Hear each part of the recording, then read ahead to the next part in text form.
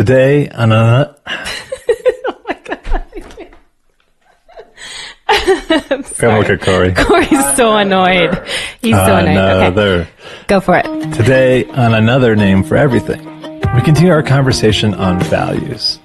And we're just a little bit different this season, as Bree and I take a few moments to kind of share with you our process about how these questions came to be and how they relate to our lives and what we were bringing and what we were hoping to bring to our conversation with Richard. As we pick up where we left off on values, one of the things that really that I am struck by is how values tend to be weaponized. And so you'll hear us talking about that. And also, even just thinking about how growing up in the Christian tradition, values always felt like something external that you had to put on, like a garment or something, in a way that didn't really feel authentic. Yeah, and I think that's part of why I felt so much joy in this conversation was we were trying to redefine how values could impact our life, and they wouldn't have to be just that exterior garment that we put on to fit in the club, but rather live from something more internalized. Yeah, I think it's so important for me to feel a sense of authenticity in what I'm doing in my spiritual practice or what I'm hoping to live into aspirationally.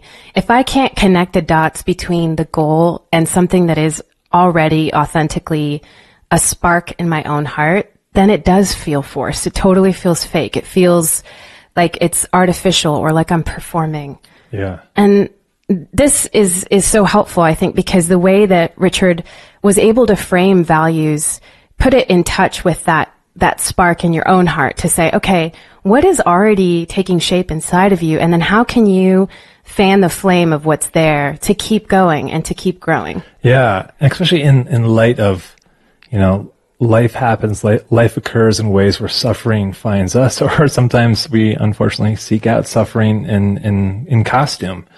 And how values can help us on those rocky roads where we're just trying to, in some ways, survive, but also continue to orientate our life trajectory on a path that feels one of integrity and authenticity to this path that we're committed to.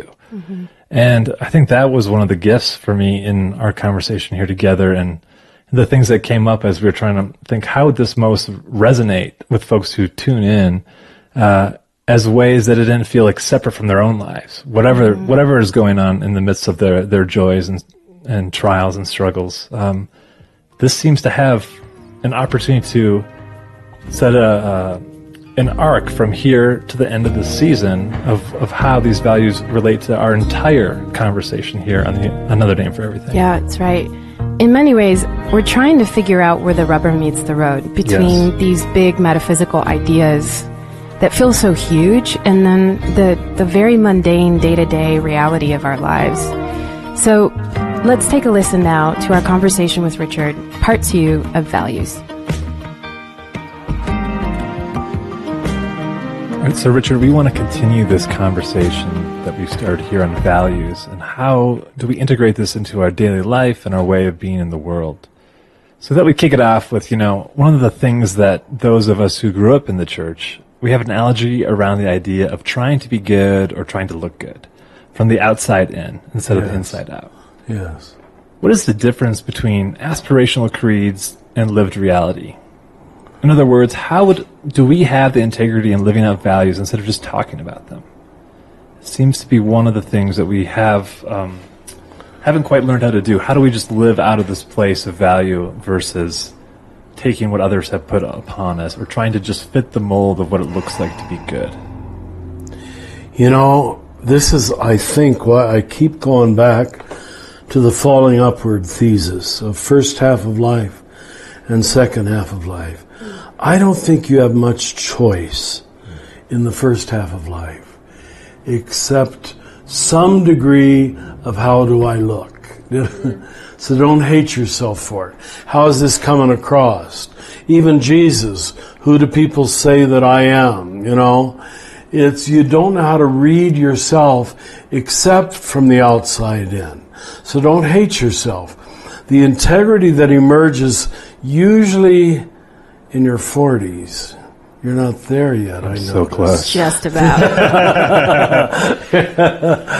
is you get tired of that, or you realize the insufficiency of that. This preoccupation with what I'm going to call the horizontal, the looking good instead of being good. Now, part of the reason is the burden of being good is you have to let go of how you look to really sometimes be good. You've heard me tell the stories of Francis when they started calling him Il Santo, coming into Assisi with the board, and he and Brother Francis just seesawing all day because he wanted people not to think of him as a saint. Or Philip Neri, who was the priest of Rome, who would come in holding a bottle of wine. I don't know if he drank it, I don't care. And telling rather off-color jokes. Because they wanted to rid themselves of this need to appear good. Now maybe that was just a stage in their own growing up. I don't know what stage that represents. But I know it's a breaking from the first half of life, or one of the earlier tasks in life, that wants people to like you too much, wants to be successful too much, wants to be pleasing too much. And we've done a good thing in giving a word to that. We call it codependency. Americans psychologize everything, but there's a real gift to it. To recognize what codependency means. You're codependent on other people's image of you. And so you play to that. It's almost impossible not to when you're young. But you will get tired of it. And you'll say, why did I really do that? What's really going on when I do that? And those are the questions, I think, of your late 30s and 40s, that you seek a greater integrity and you let the likability factor fall away. Now, after I finish that, did I answer the question actually? You don't have to say I did if I didn't. Come back at me. Yeah. Well, I think you're getting at this question of how do we live with integrity, to wanting to live these values. Yeah. And oftentimes it's almost like the image that's coming to my mind is like we put our values up and ahead a little bit. Yeah. Because it's aspirational, right? Like we know we want to live into this. Yes. But to do it in a way that has kind of an authentic truth to it. Yeah. Like this is coming from, it reminds me of what you were saying in the last episode about how you can't fake it. Like it has to be, it has to come from within in order for it to be authentic. But it's still just beyond us, right? Otherwise we wouldn't be motivated to that's continue. it. You've got to, I like your word aspirational. That's the North Star again. You have to choose. I mean, that's what I did when at 19 I took my first vows. Mm-hmm. Those are aspirational values that set me on a course that I failed in 1,000 times. But you have to have those to set you on a course. Now, if you don't fall into the thing of hating yourself when you don't, which I did plenty of times, it's like when you see a mountain climber throwing his pick higher. Higher is dangerous. But anyway, you've got to have something that pulls you forward.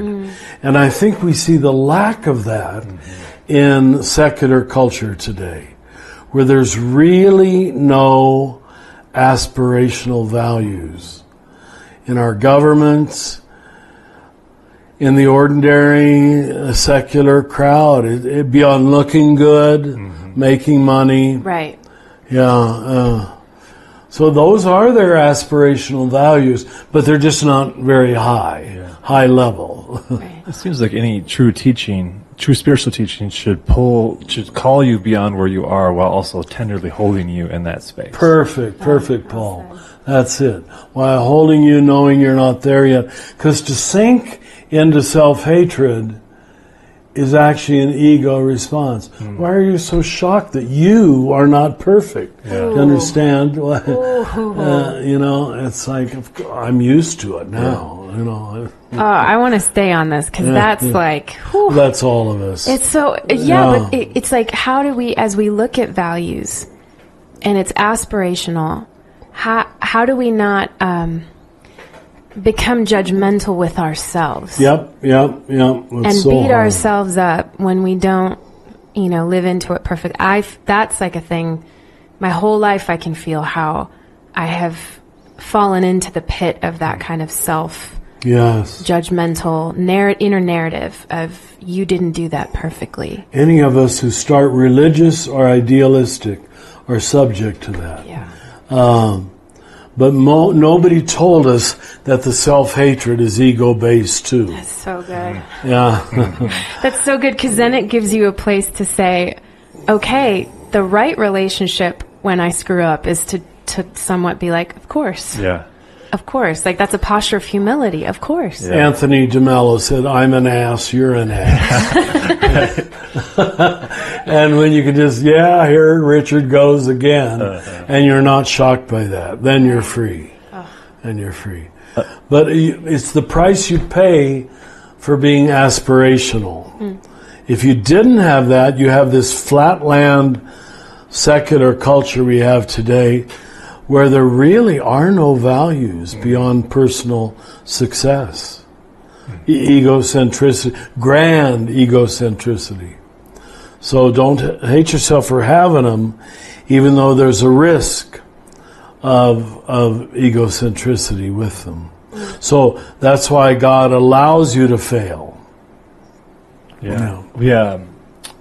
Some of us on staff last night went to go see the new Ram Dass documentary. Oh, tell me. And the director was there. And he said something that I thought was so poignant, where he said he tries to look at every new failure as more adorable than the previous one. More adorable. And he said it with such a playful spirit. Like, I just think about humor and then that approach to failure. What a neat word. I wonder if you could talk about that. There seems to be humor plays that role between the disconnect between how you think you look and how you actually are. And so when you do have those moments of adorable failures, that you can approach them with that levity and lightness and not get rehooked of like go into that self-hatred mode or looking down upon yourself. How, I mean, because I know you don't think you're funny, but a lot of us, I'm not. A lot of us enjoy your humor. Well, I hope so. I don't. Well, see, there I am again. All right. How has laughter and humor helped you in that way when you think of, any stumbling or falling that occurs and the internal monologue kicks in? I think my early years in intense Franciscan community with my peers, we were all the same age for years, going through, knew one another backward and forward. Any guy who couldn't endure being poked at, being mocked for his eccentricities, left. Franciscanism taught me that. I remember once when I was giving a Benedict, not to pick on the good Benedictines, but I was giving a Benedictine retreat in Illinois. And for some terrible reason, I used the word shit. Forgive me. My mother told me never to use that word. But I don't know. I thought it was appropriate in the usage. It wasn't said out of anger. What a scandal. But the prior is the second one in order of authority after the abbot. And he knock, knock, knock. Very stern face. Read The Name of the Rose. Did you ever read The Name of the Rose? Oh God, that's a good novel. And this will ruin it for you, but the villain at the end is the monk who can never smile. Oh. Who can never smile. Our president never smiles, forgive me. He knocked on my door. He says, Father, we're enjoying your retreat, but we're gentlemen here. And we would very much prefer if you wouldn't use that word. And I said, what word? He said, you know, that 4-letter word. Oh, God. And they were Swiss, you know. They were not just Benedictine, but they were Swiss. I have so many Swiss friends, and I have so many Benedictine friends, so I say that with hesitation.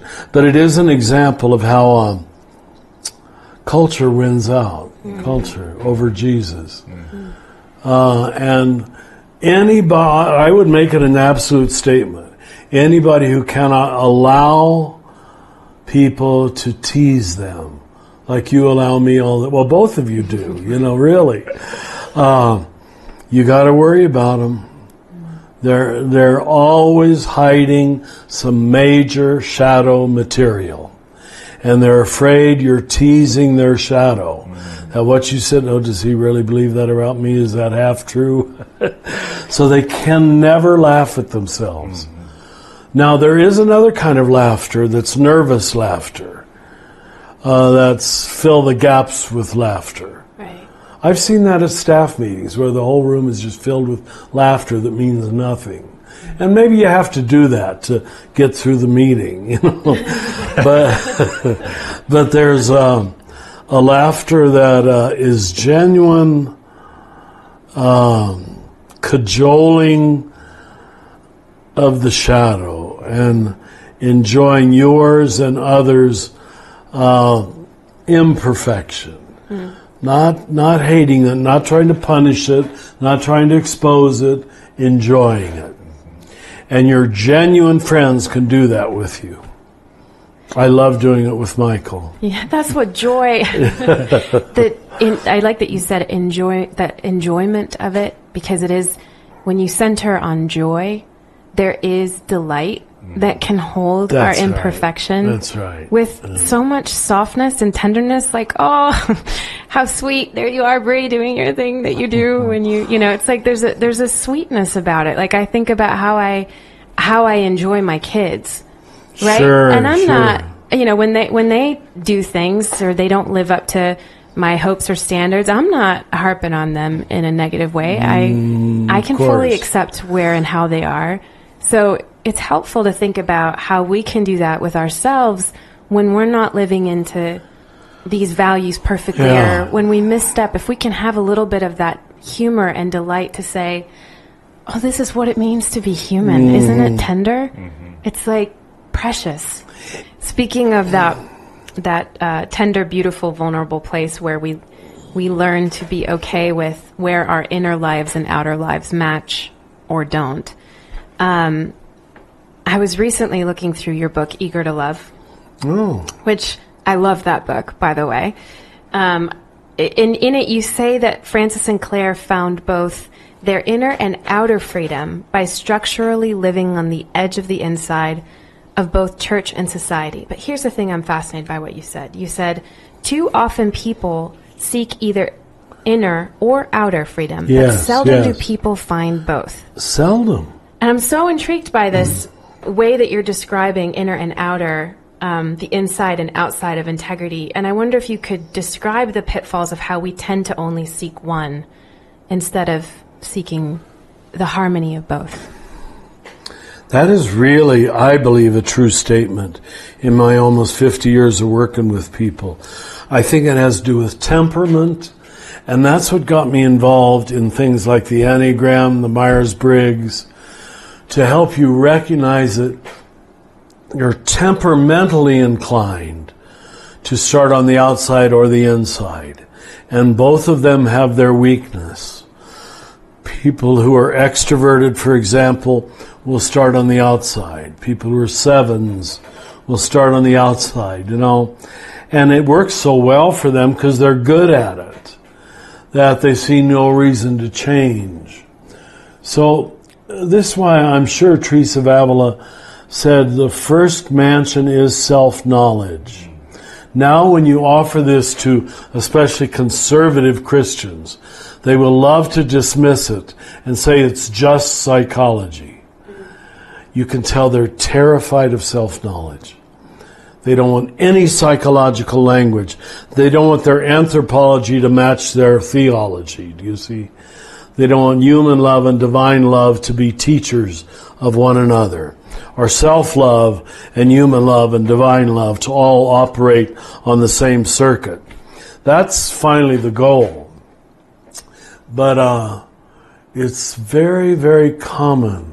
Even I see this in the new conservative young priests. They hate the Enneagram. They hate any typology, any discussion of feelings. They try to have a theology with no corresponding psychology. Any recognition of their own filters, their own biases, their own preferences, their own where they're closed down. You don't recognize those filters. You just don't go very far in the spiritual life, because all you see is frankly yourself in very low-level form over and over and over again, and interpret the outer world in terms of your own biases and your own filters. So, and we don't have to just go to Teresa of Avila. We go to Jesus. I mean, when he talks about the shadow self, seeing it in your neighbor, not seeing it in yourself, he's being an astute Jungian psychologist, really. He really gets his whole use of the language of the eye with which you see. So this is not mere psychology. It's when theology comes together with self-knowledge. And if you do not know yourself as an image of God, you can't know God, because there's no similarity between the seer and what is seen. And there has to be. If there's not a similarity, we're thinking of entitling next year's Conspire Conference, Seeing from Oneness. I really like it. You probably haven't even heard this yet. But seeing from oneness implies every part of me is integrated, is forgiven, is accepted, is allowed. And once you stand in that oneness, you can not only see oneness over there, but you will create oneness over there just by being who you are. So maybe that's the change that changes everything. People who see from oneness. And that's that creating of that inner oneness, not that it's totally sequential, but I think is the task of the first half of life. Finding the beginnings of that oneness. Tasting it. Tasting it, yes. Yeah. Good. And it's almost as if, but one of the things I appreciate about what you just said is that without turning within, without doing that inner work, we're not really able to see that we are living values and are living truths and worldviews that are almost they're put there by the dominant, culture around us, and we don't see it. We think we're such individuals and that we're, no, I'm living my unique life. People who think they're so original. And in reality, I don't know anybody like that. I don't know what you're talking about, Richard. This is a 4 on the Enneagram. I think they all know that by now. But just, the importance of that inner journey is that it helps us become acquainted with the different voices that are operating in there. That's right. So that we can begin to discern. That's right. All right, where's the deepest selfhood, the selfhood that is connected from that unitive place as you described. That's so well said. And I think on this journey of self-knowledge, that what also comes along is suffering, whether it's suffering of what arises as you look at the hard parts of your own life, or just the intrusions of life that come in that are unexpected. And even if I think seen from that oneness, right, suffering still arrives and it's still just a part of the day-to-day reality. And so, Richard, in this thread of conversation on values, how do you see suffering in relationship to values? Like, I'm thinking in particular about when life throws you curveballs or a rough patch of road and you're trying to stay aligned to those values because you see them as that North Star. They're going to continue to help shape how you are on this journey of becoming.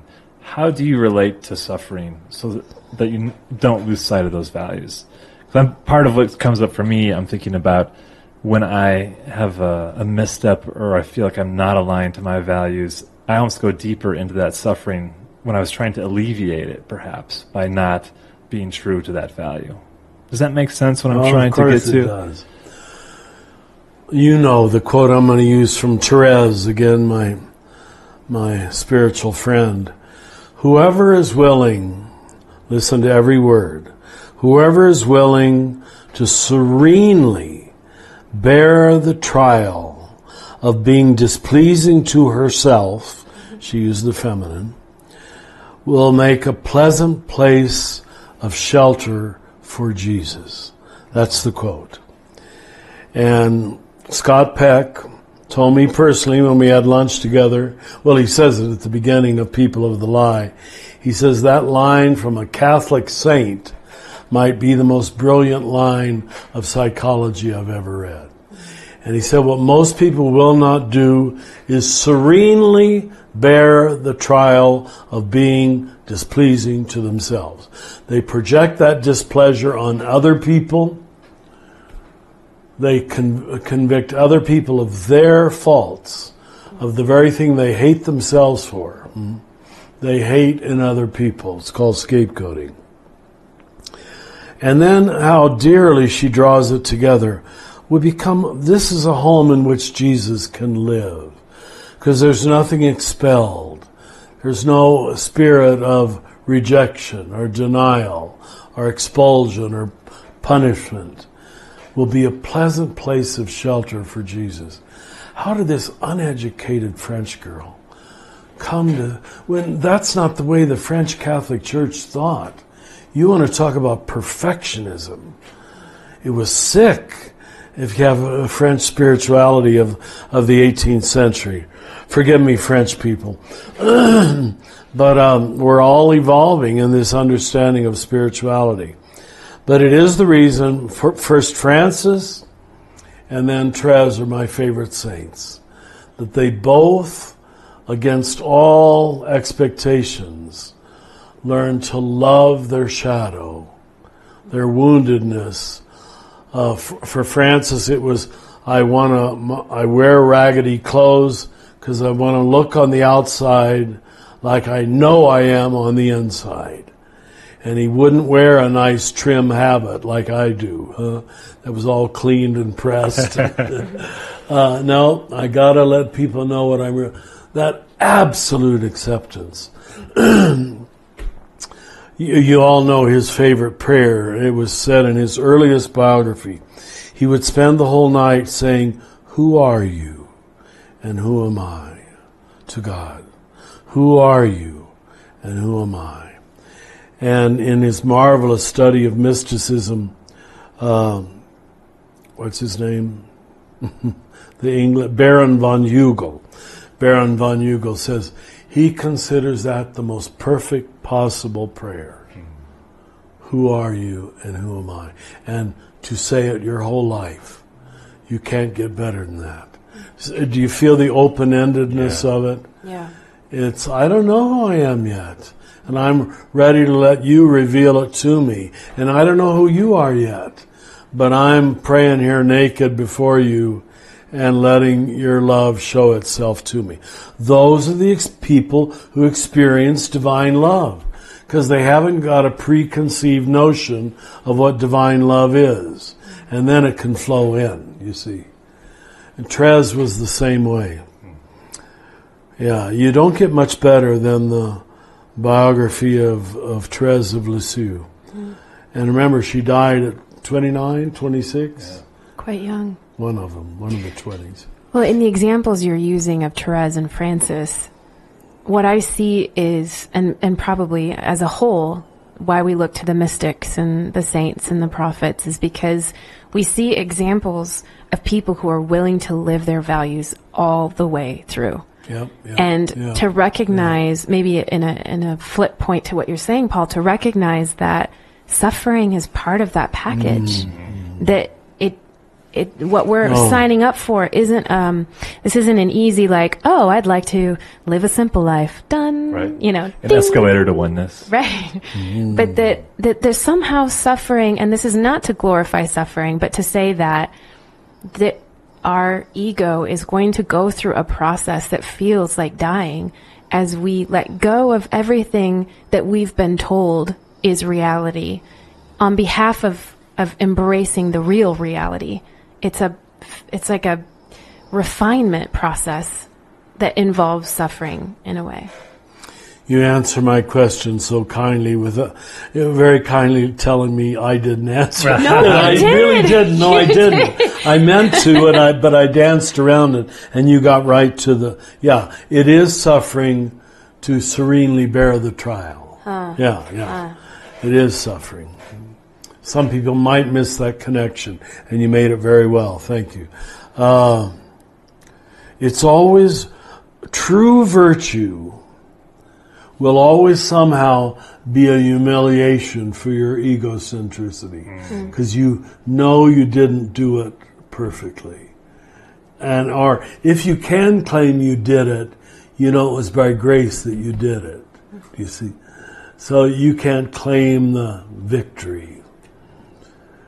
Yeah. It's so subtle. It's so... that's why interiority, quiet prayer, times of solitude are so important. Or Francis's whole night in the cave. What was he doing? He wasn't saying Hail Marys over and over again. He was saying, who are you and who am I? And waiting for an answer. And maybe waiting an hour. And then something good always flowed in. Something always much better than an answer you can concoct or create. I really love that line, to bear serenely. Serenely bear the trial. It's beautiful, and it's helpful, because I think my question is in how we often turn values into weapons of judgment and righteousness. And you see that so much in our country now, right? This way of saying, this idolatry of values that isn't about serenely living into them. No, but almost creating new exclusive kind of communities of like tribal kind of, this is us and that's, there's an us and then there's a them. But I suppose the question is, how do we hold on to our values or put them in front of us without becoming self-righteous about it, or without using it as a tool to judge others?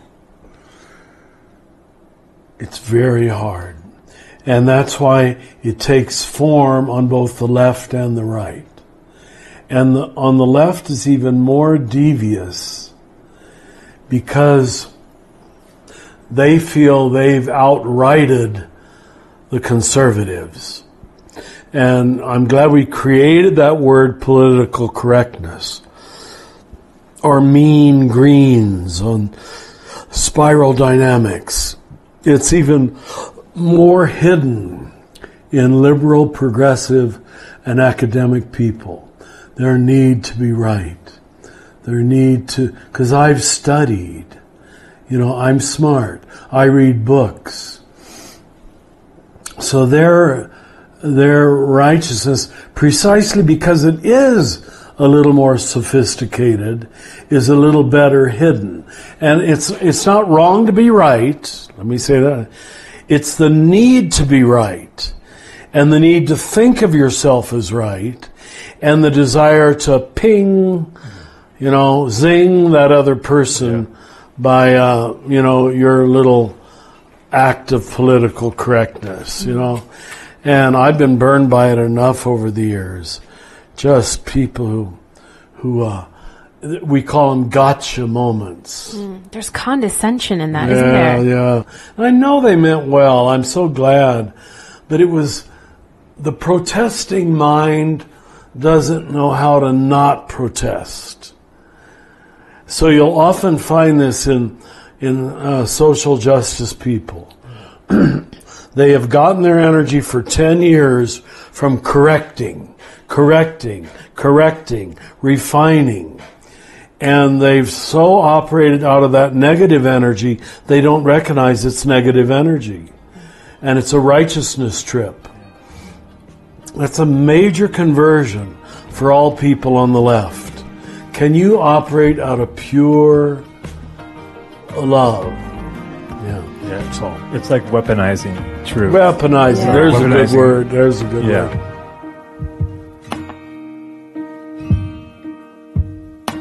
Another name for everything will continue in a moment.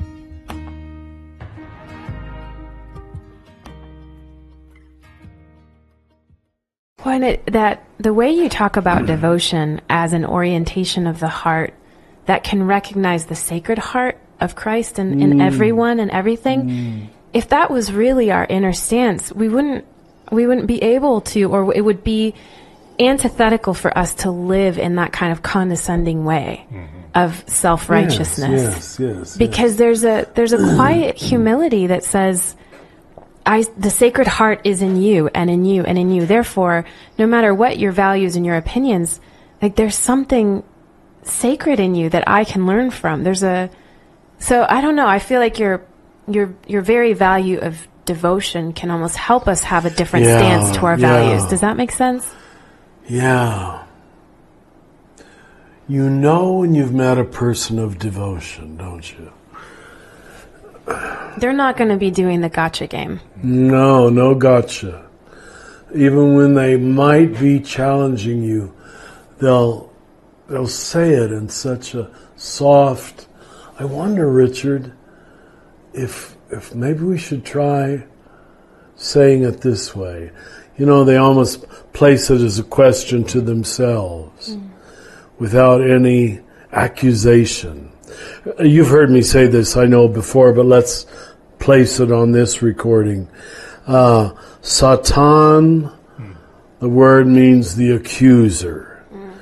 And the accusative instinct, the accuser of our brothers and sisters, has been cast down, the book of Revelation says.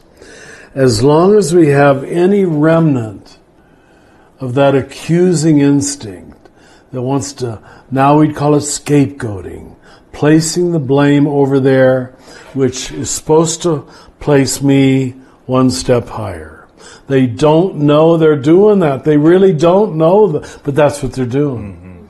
I'm going to find moral high ground by putting you down. It just takes growth and wisdom to not do that. And I can only say that because as a one, I did it plenty of times. And I bet I still do it. But it's no good. It's no good at all. It really closes down dialogue and discussion. It sours the recipe of dialogue. It also shuts down growth. Yes. Now I remain the defeated person because I called them Indians. And you remain the victor because you're First Nations. Okay, now where do we go from here? It doesn't help. Yeah. I think that, as we explore the ways that we can live into our values without being self-righteous, there is still also the example, again, bearing, what was that phrase? Serenely bearing the trial of being displeasing to yourself. That it is a trial. Yeah, there's something so radically countercultural about that. And that's what Scott Peck said. Yeah, Paul and I were discussing this element of people that we admire who have lived into their values in a countercultural way, but yet still remain faithful to bearing, their own stuff.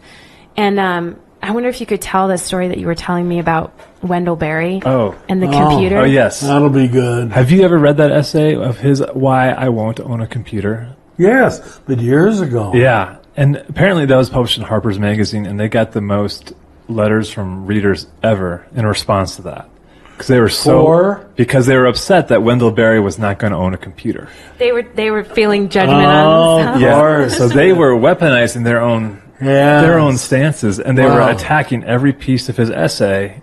And it's almost like they completely forgot the title of why I won't own a computer, because it was not aligned to his own values of simplicity. He couldn't fix it with simple tools, and a person of regular intelligence couldn't fix it on their own. These are all things that matter to him, and that the goods couldn't be made locally.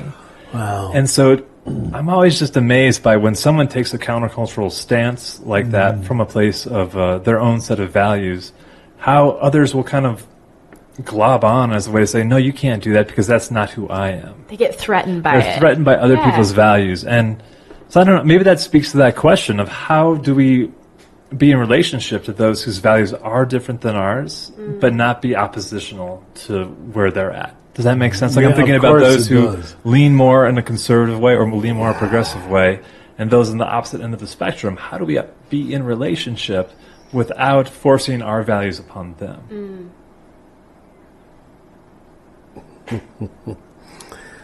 How do we? I don't know that I still have an answer. I searched for it all my life, and so often I don't achieve it. It's more inviting language than didactic language.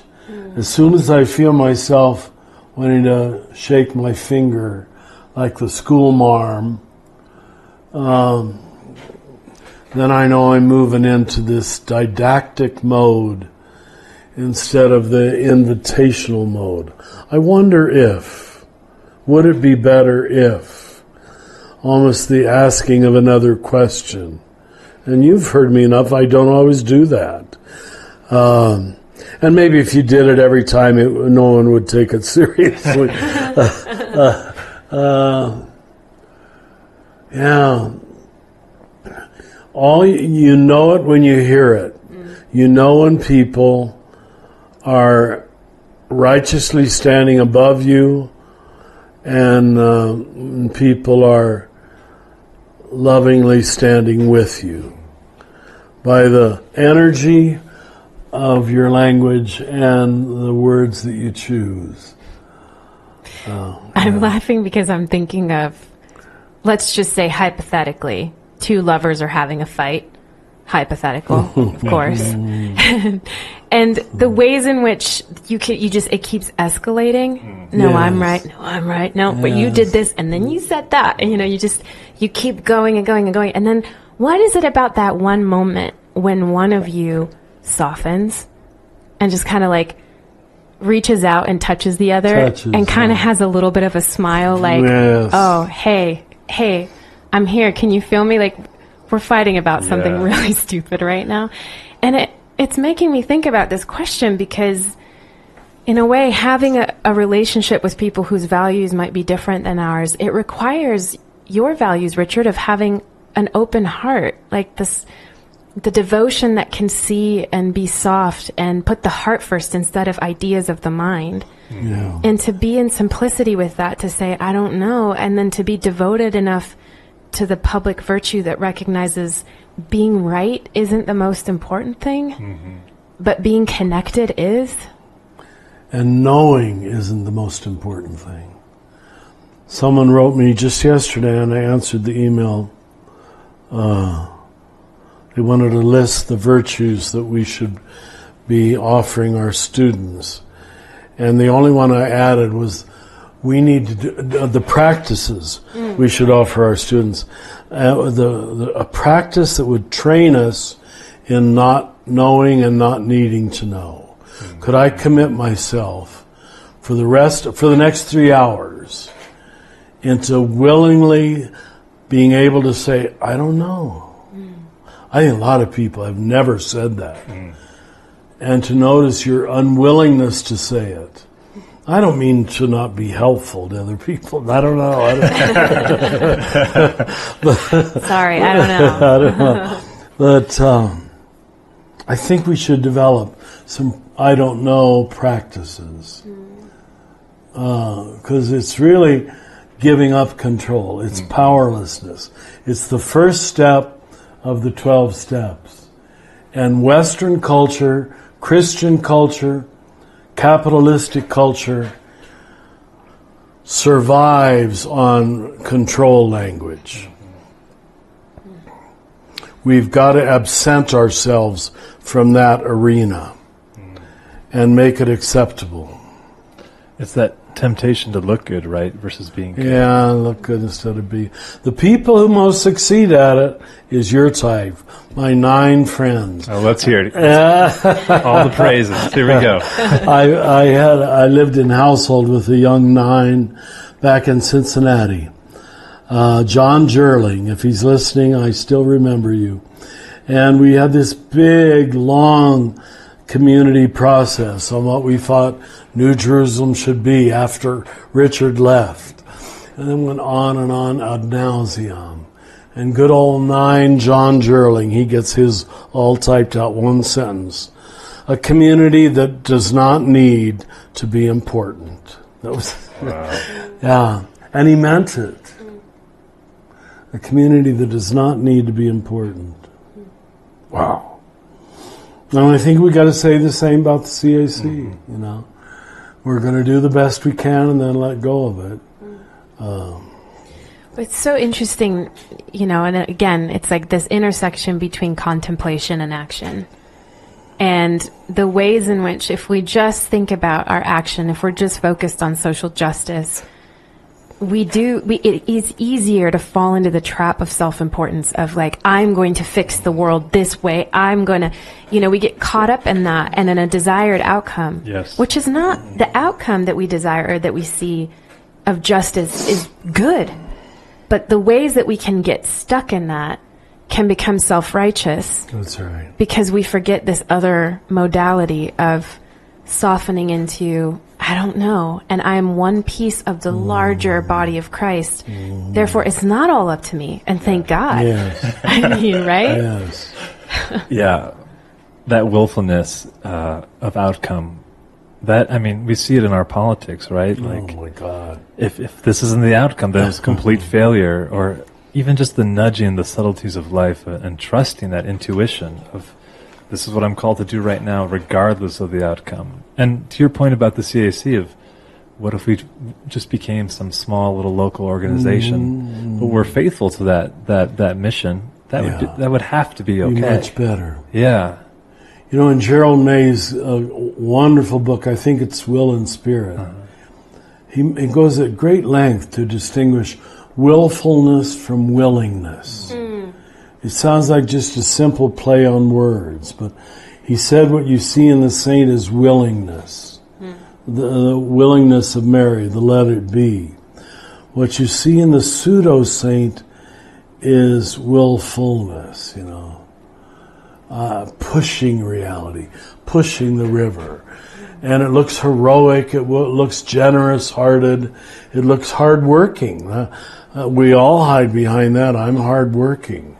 And because I'm working hard for the cause, I'm the better,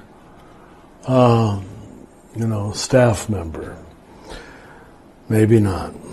If you never see willingness to admit your own fault, willingness to go the extra mile outside of your comfort zone, you have every reason to mistrust whether the person is led by the Spirit.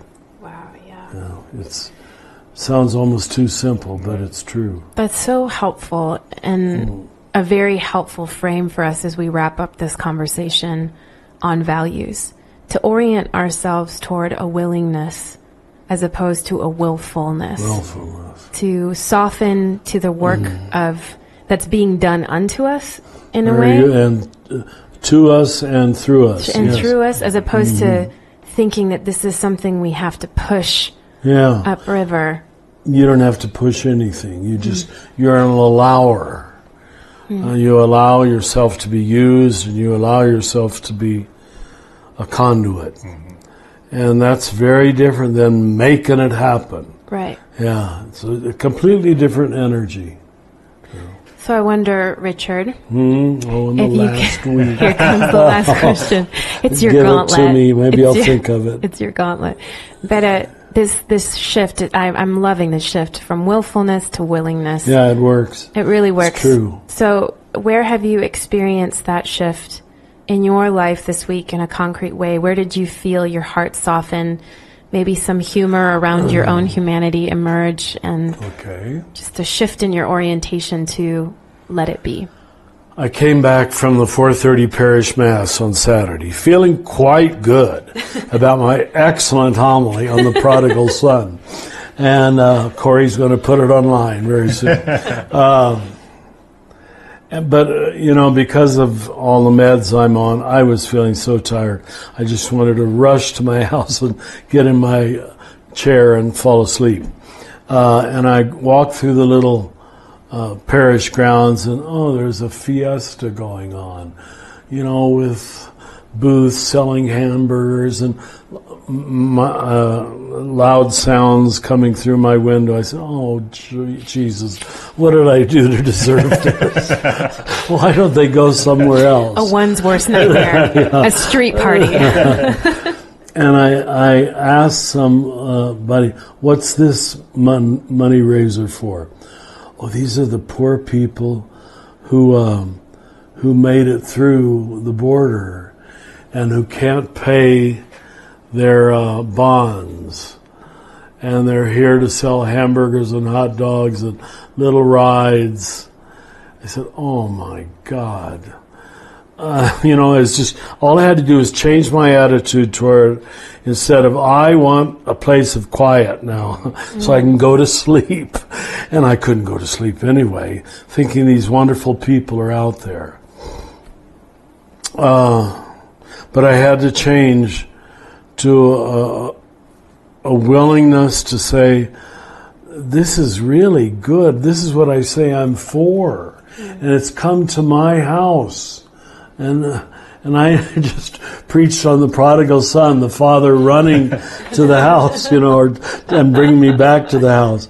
And there it was happening in my own backyard. So, I still, to finish the story, I still took my little nap in my chair, but Elias took Opie out on the leash to give some money to these folks. So I was able to be both willful and willing. I guess, but it worked. Fully human. Yeah, fully human. The nap was calling. And here are a couple of voicemails from our listeners. 16 years ago, my wife, Sandy, who I shared my life with for 25 years, suddenly died. We never had an opportunity to say goodbye. It was a huge loss, but in our time together, we grew from being very good friends to being soulmates. And I also realized that God had privileged me with the opportunity to share my life with a living saint, that is, a person who has a boundless heart and a kind spirit. The night following her death, she visited me as I slept. She leaned over my bed and she kissed me. It's the only visual encounter that I've had with her since her death, although I constantly feel her presence around me. And oh, how I wish I could hold her and kiss her again. As a cradle Catholic, I was taught that our bodies and souls will be reunited during the second coming. I'm curious to know Father Rohr's thoughts on this core principle of Christianity, that is, the reuniting of body and soul as described in Matthew 27, Revelation 20, and other parts of the Bible, and how it aligns with the universal Christ. Thank you for your time, and I appreciate the opportunity to share my question with you. What a mature, intelligent statement. We're all impressed already just hearing you speak. And a Catholic that knows his scriptures besides. Good for you. The belief of mainline Christianity since the early creeds has been that God is saving our physicality somehow, not just our soul, which is the way we talked. And that's what we mean when we say, I believe in the resurrection of the body. Now, what exactly that body is seems to be a subtle body. And we see that revealed in all the resurrection accounts of Jesus. He's in two places at once. He walks through doors, and yet he eats fish. He has breakfast. So there's physicality, but it's a different kind of physicality. Now, what you experienced, I can't tell you how common it is, and it's usually, I hate to create expectations and disappointment in people, but it's usually within the first 24 to 36 hours. Why? I don't know, but where people will have a very concrete, like after my grandmother died, I swear, as I was falling asleep, and you always say, oh, that was your imagination. But I heard in her voice, her say, Dickie. That's what they all called me. And I just woke up and I said, yes, nothing more. But it was stating of, I'm on the other side, and whatever the other side is. So I think you have no reason to doubt your experience and every reason to trust it. Your love has built that bridge, and you clearly loved her very much, and God gave you a way to say goodbye to her.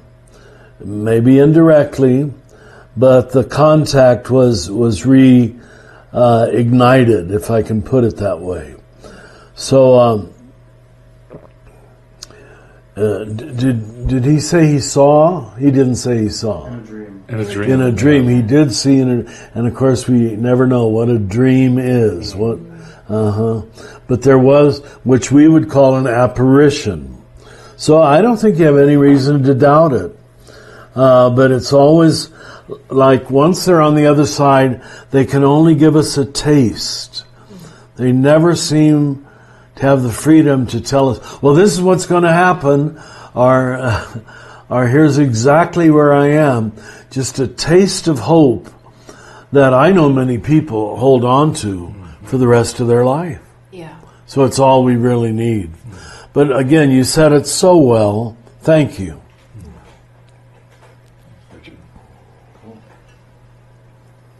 All right. Hello, this is Andreas from Germany. First of all, thank you for the podcast, the series of Richard helped me a lot for more than 10 years now with helping, with widening and structuring my Christian belief system. Still, I think there should be some room for critics, maybe an episode of criticism towards the series. What I like a lot about the series is the non-dualistic approach and the contemplative approach. Still, I think there's quite a few dualistic thinking that I perceive, at least in the podcast. Some we against them, we in the center against outside, we the progressives against the conservatives. Like Richard and Bree praise each other's remarks a lot in the podcast. I like both remarks of all three people, but still there's a lot of positive feedback inside and negative feedback to the outside. Outside sometimes are stated by Richard are the homophobes, the racists, conservatives, people on lower stages. So I see the danger that people who criticize are put on lower stages. My question is, do you see the danger as well that the ego is using the theory of non-dualistic thinking for dualistic thinking? What you're stating is a very real possibility, and if we've failed in that, we ask for your forgiveness. But here's what the problem. It's always a problem. First, you have to succeed at dualistic clarity. So what you want to look at is the energy that the person does it with. Is it hateful? Is it antagonistic? Is it the stirring up of mistrust? Or is it simply stating what has to be stated? Otherwise, we get into what our president said in regard to the white nationalist march in Virginia. Well, there were good people on both sides. We can't settle for that. We have to say this is maturity and this is immaturity. Now, that doesn't mean that your ego can't misuse that by placing yourself on the mature side. But let's hope Bree and I were not doing that. If we were, we ask your forgiveness. But we'd be really irresponsible if we'd jump over dualistic clarity, the making of any appropriate critiques in the name of non-dual mystical union. Basically, I've seen that in very immature people who want to wear the hat of the mystic or the saint, but are pretty fuzzy in their thinking. And, it's probably good and significant that you as a German and me as a German American bring this up, because our ethnic group is known for overdoing this critical thinking. And so it's good you're trying to warn yourself against it. I hope the energy that we said it with was still respectful and loving. If not, I'm sure Bree and I would both say we're sorry. That is never our intent. But if you can balance dualistic with non-dual in the response, you've got the best of both worlds. And just to give us a scriptural backup, remember how often Jesus, especially in regard to issues of the poor and justice, is very dualistic. You cannot serve God and mammon. He is very judgmental, if I can use that word. What is he doing when he calls the religious officials whitened sepulchres? Oh my gosh. When it's blatant narcissism, oppression, domination, Jesus names it. But then he gives his disciples no freedom to react against such people in a violent or hateful way. I admit it's subtle, but you ask the question in a subtle and kind way. Mm-hmm. So I think you'll get it. A friend of mine recently wrote his master's thesis on the distinction between critique and contempt. Oh, go ahead. And I thought he was using Fannie Lou Hamer as an example of saying there is a place for holy critique. Yes. And for naming prophetically with courage, That's hey, right. This is not right. That's right. But there's a difference between saying that and then condemning people with contempt and saying you are, this, that, and you are almost like where we talked about with the values, where we remove the sacred heart. If we're not seeing each other with the sacred heart, then our critique can easily turn into contempt. But I also want to say I hope that I hope we've not done that. I hope that in our voicing of things that feel like they need to be named, I hope that we've done so with deep respect for the sacred heart in everyone. Yeah. Well put. Yeah. It's the risk of telling the truth, right? Sometimes said with love and sometimes said just because it's what's right in front of us, and that love doesn't feel expressed.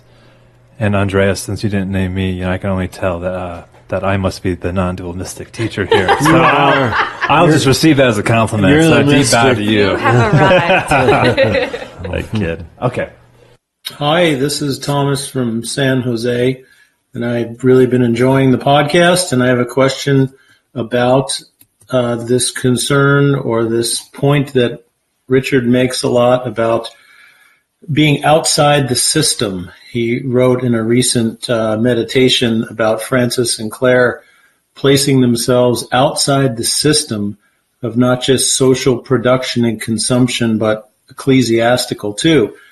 And then he writes, whoever is paying our bills, giving us security, determines what we can and cannot say.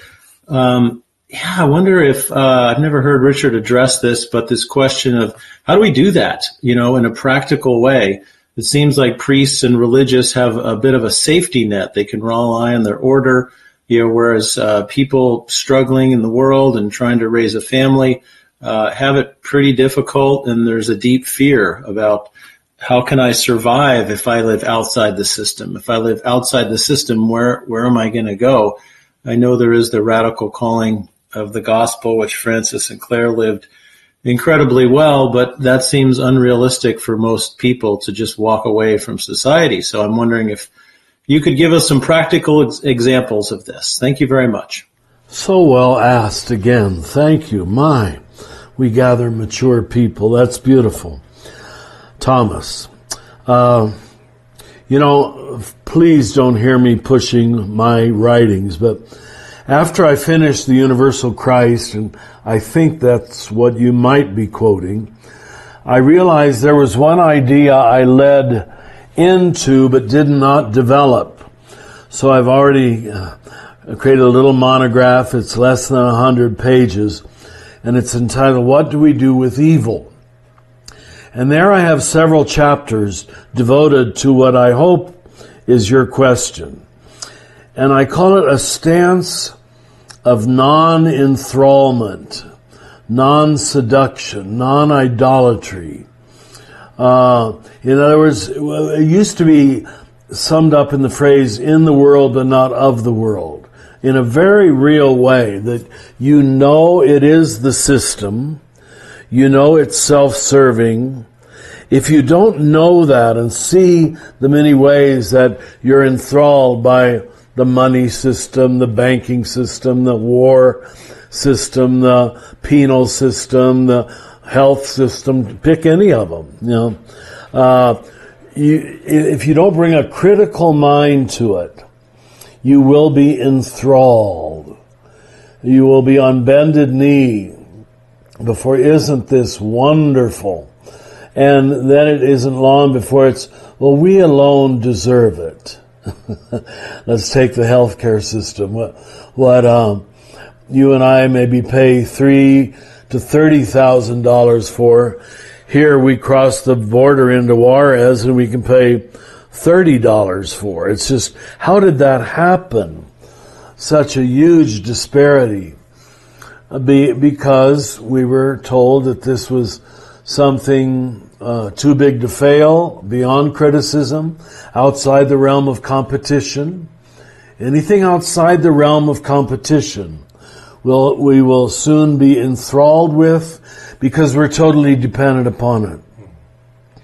And that's why most governments, let's go to that highest level, most governments are outside the realm of competition till the next election. You understand? That's why so many people worldwide are angry at their government. And it's half true. Maybe more than half true. I think of it when I go to the post office here, and which is a governmental agency, and have to wait in a line of 25 people. There's about 6 windows, and sometimes there's one employee at one window. Where are they? And they're walking around in the back, seemingly uncaring about the customer. If they were a for-profit organization, they could never operate that way. So, but because this is government, we got to put up with it. That's the trap I think a lot of people feel caught in. Once you're not enthralled with the government, maybe you're able to offer some sincere critique. Could I talk to the manager here? Are you serving us? I've tried here, coming to this particular post office for 30 years, and they'll always say, we're understaffed today. Mm-hmm. And I want to say, but I bite my lip. Are you understaffed every day? No for-profit organization could get away with this. So you asked for living examples. When anything is uncriticizable, I know that's not a good English word, it will soon become what Paul would call demonic.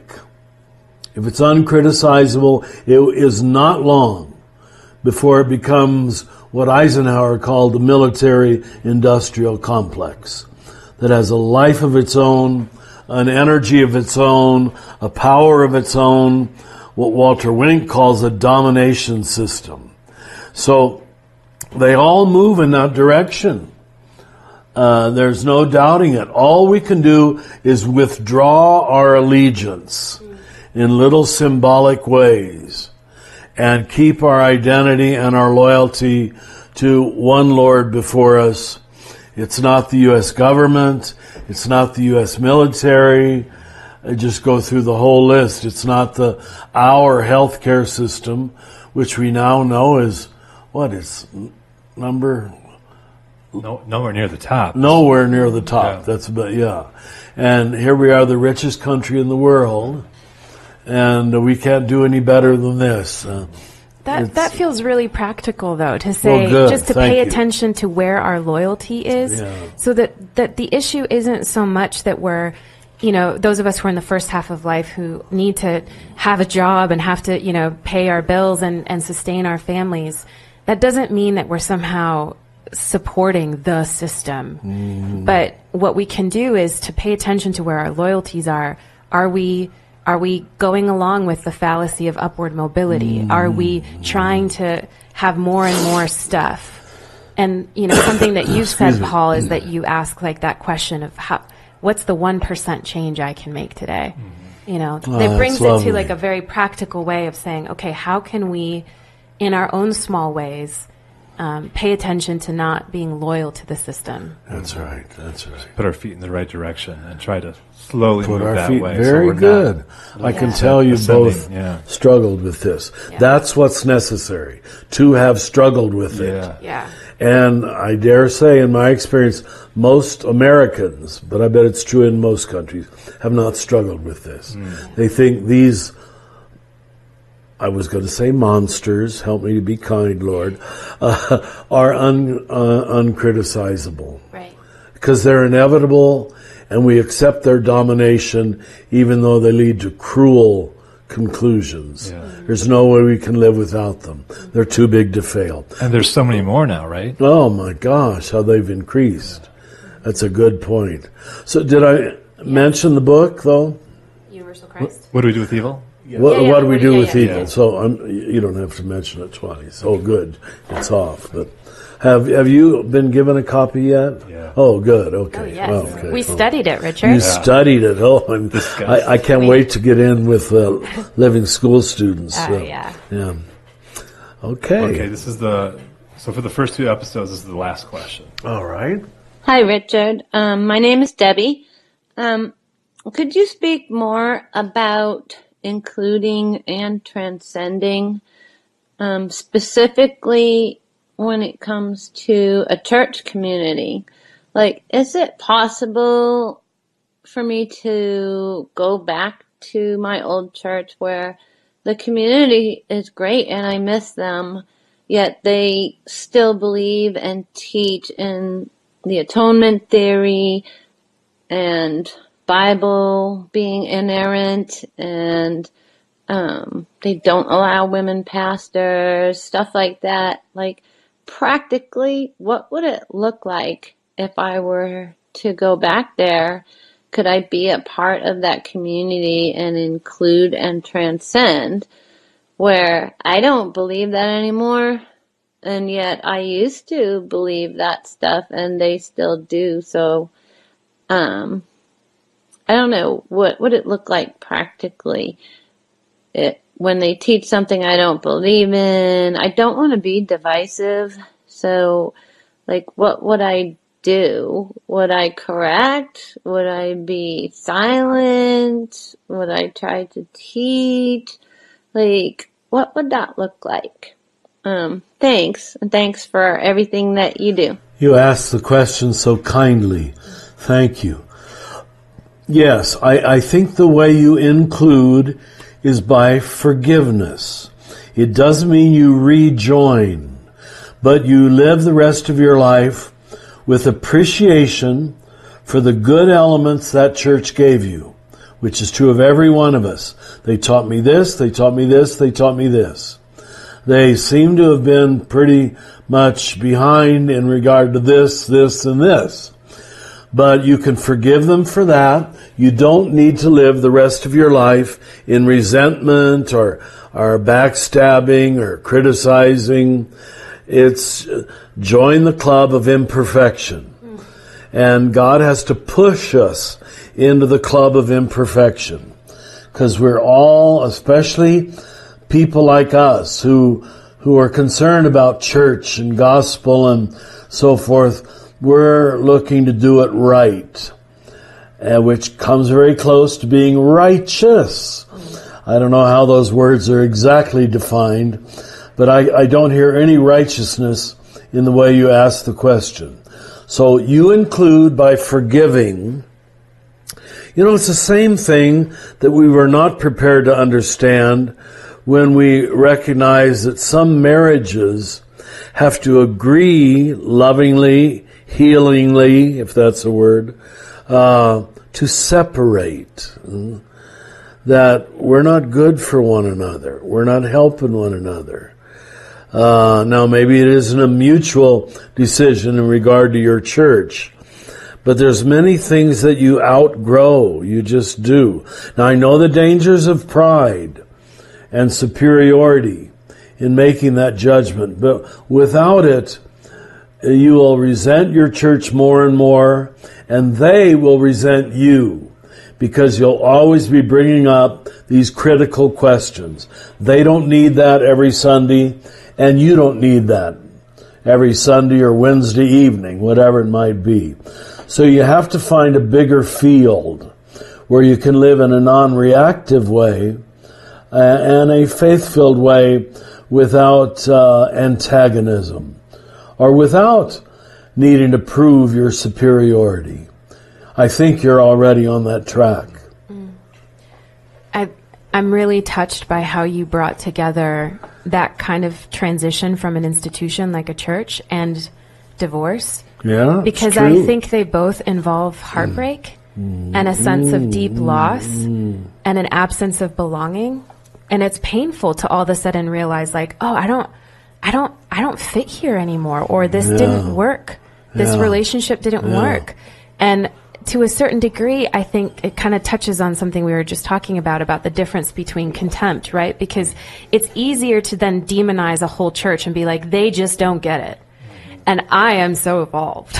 It's easy to do that in heartbreak too, but there's something about being, like how you said that, welcome to the club of imperfection.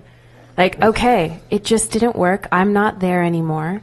I've been grown into new ideas and new perspectives. That doesn't mean that everybody who goes there is wrong or ignorant or immature or whatever. But that you can bless it, just as you bless the dissolution of a marriage and say, I've learned, I've grown, I am irrevocably changed through this relationship.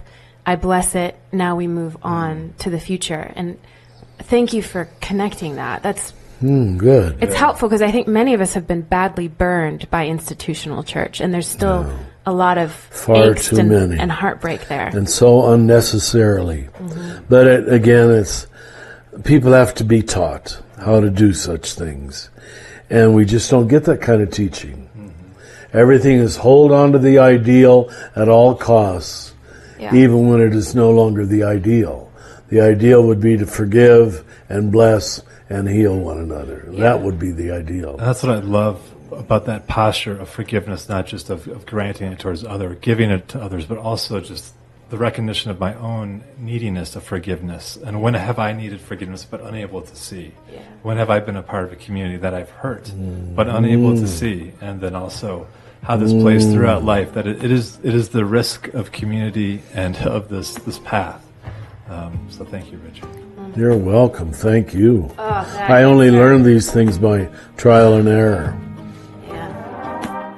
And that's it for today's episode of Another Name for Everything with Richard Rohr. This podcast is produced by the Center for Action and Contemplation, thanks to the generosity of our donors. The beautiful music you're listening to was brought to you by Will Reagan. If you're enjoying this podcast, consider rating it, writing a review, or sharing it with a friend to to help create a bigger and more inclusive community. To learn more about Father Richard and to receive his free daily meditations in your electronic mailbox, visit cac.org. To learn more about the themes of the Universal Christ, visit universalchrist.org. From the high desert of New Mexico, we wish you peace and every good.